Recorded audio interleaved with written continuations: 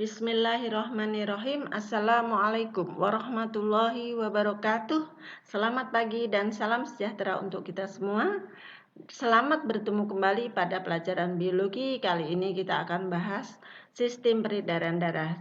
Sebelum masuk pada materi sistem peredaran darah, mari kita berdoa menurut agama dan kepercayaan kita masing-masing. Berdoa selesai. Baik, kita lanjutkan. Yang pertama adalah tujuan pembelajaran dari sistem peredaran darah ini, yaitu yang pertama menganalisis hubungan antara struktur jaringan penyusun organ pada sistem sirkulasi dan mengaitkannya dengan bioprosesnya. Yang kedua, menjelaskan gangguan fungsi yang mungkin terjadi pada sistem sirkulasi manusia melalui studi literatur, pengamatan, percobaan, dan simulasi. Yang ketiga, mengembangkan nilai-nilai karakter budaya bangsa seperti religius, teliti, mandiri, peduli sosial, dan komunikatif dalam pembelajaran sistem peredaran darah.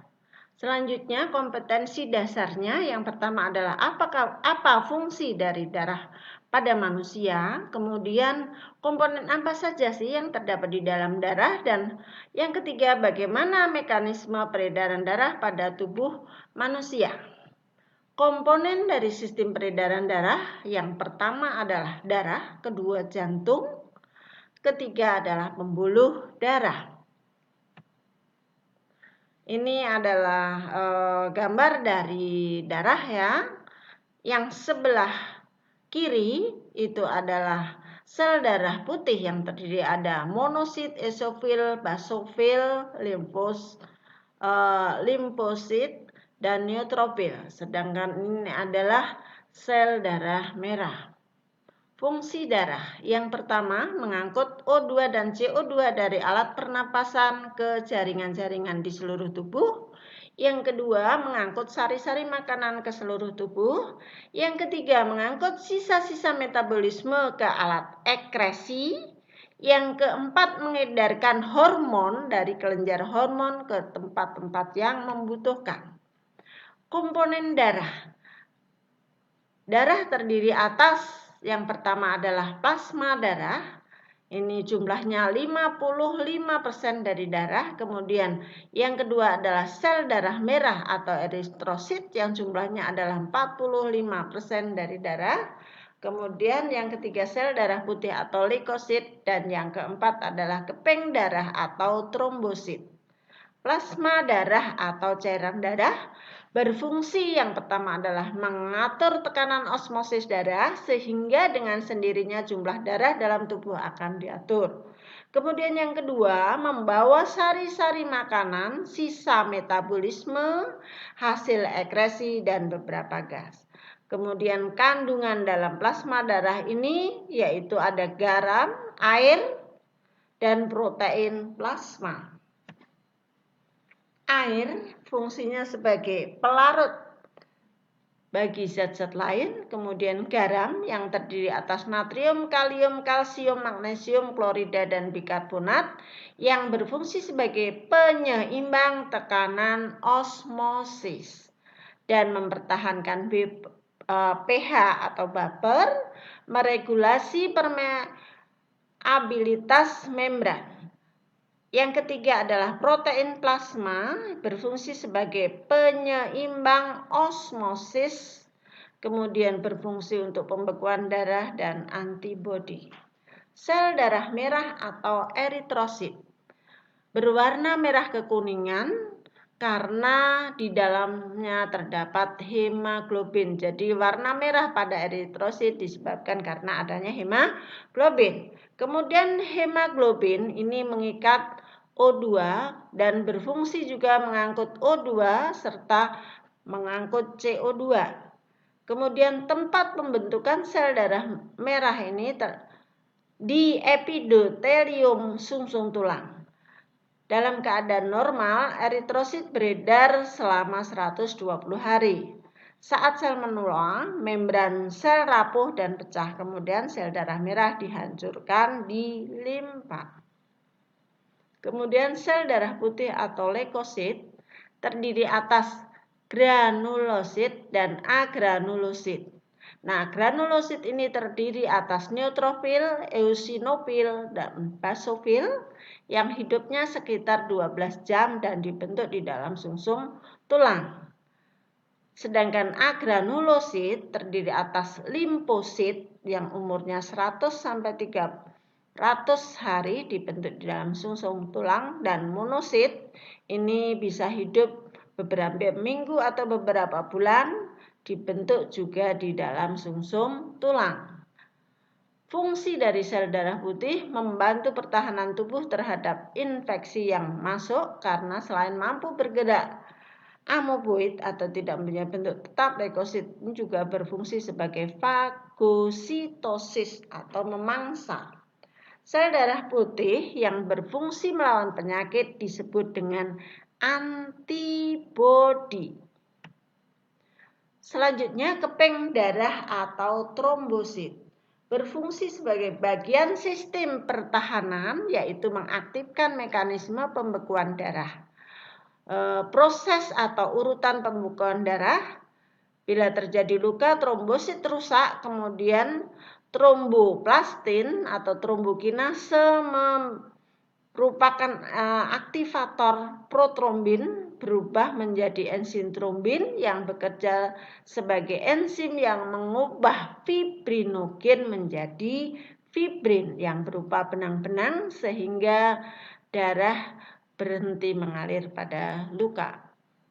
Kemudian jantung, ini adalah bentuk jantung. Kemudian ruangan pada jantung ada serambi kiri, bilik kiri, kemudian serambi kanan, bilik kanan, ada katup mitral, ini katup antara serambi dan bilik kiri, kemudian katup tricuspidalis, katup antara serambi kanan dengan bilik kanan. Kemudian ada pembuluh darah balik kava bawah, pembuluh darah balik kava atas, ada aorta, kemudian katup pulmoner, ya, arteri pulmonalis.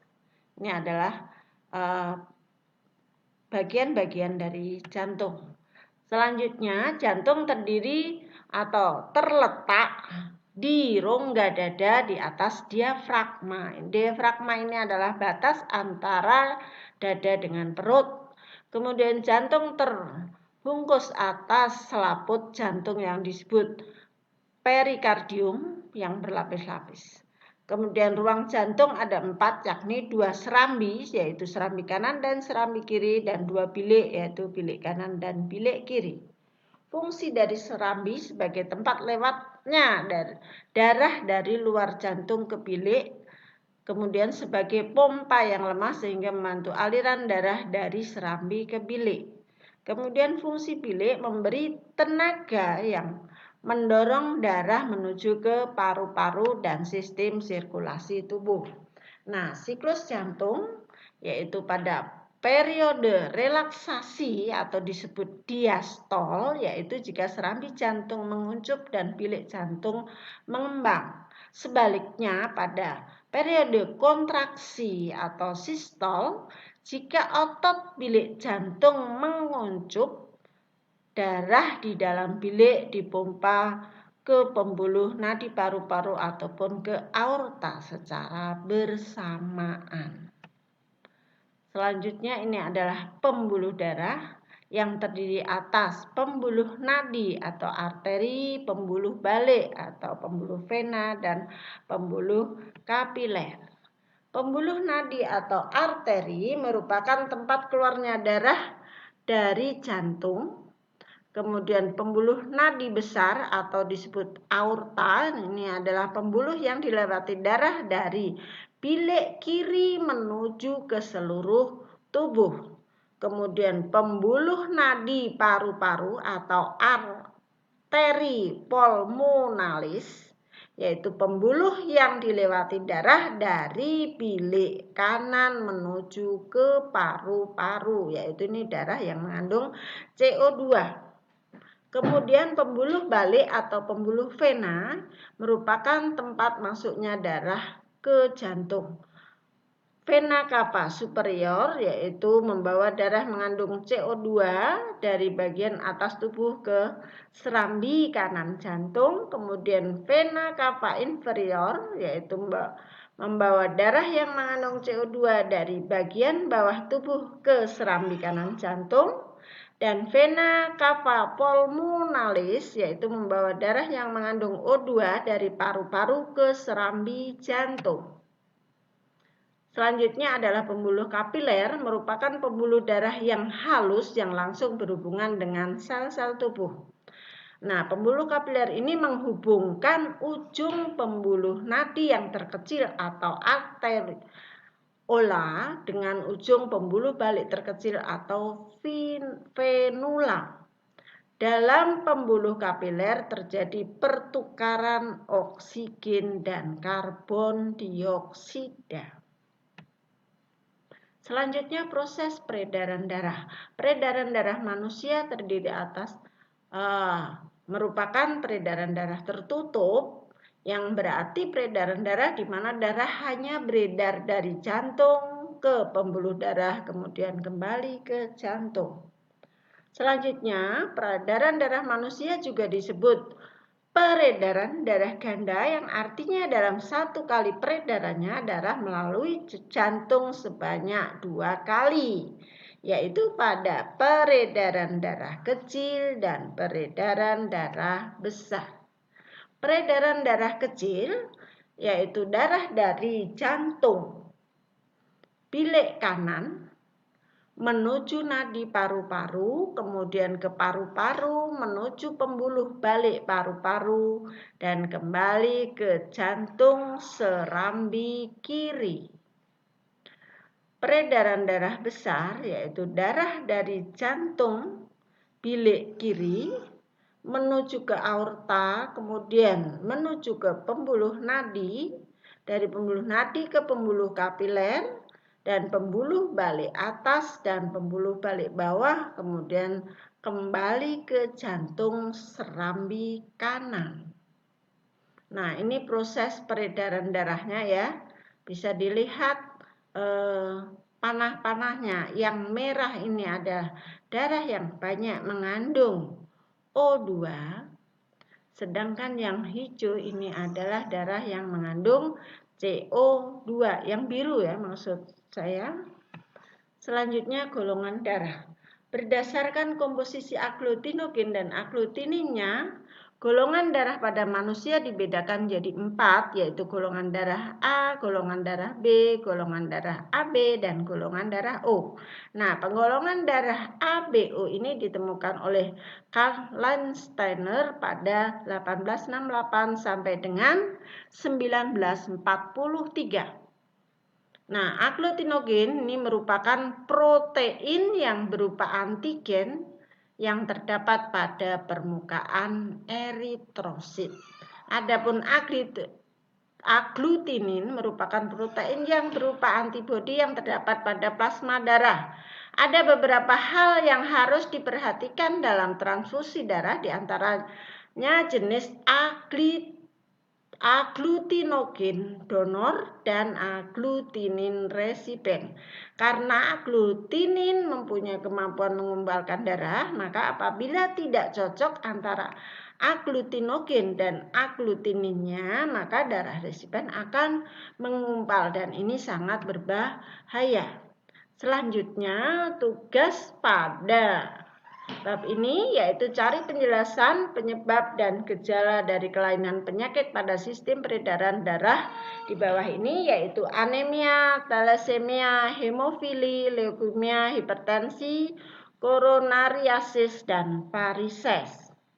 Demikian penjelasan mengenai sistem peredaran darah, dan tugasnya dikerjakan pada e-learning, tugas upload ya, nanti itu saya masukkan ke dalam tugas upload di dalam e-learning. Demikian, sampai bertemu kembali pada pertemuan berikutnya. Selamat belajar dan thank you.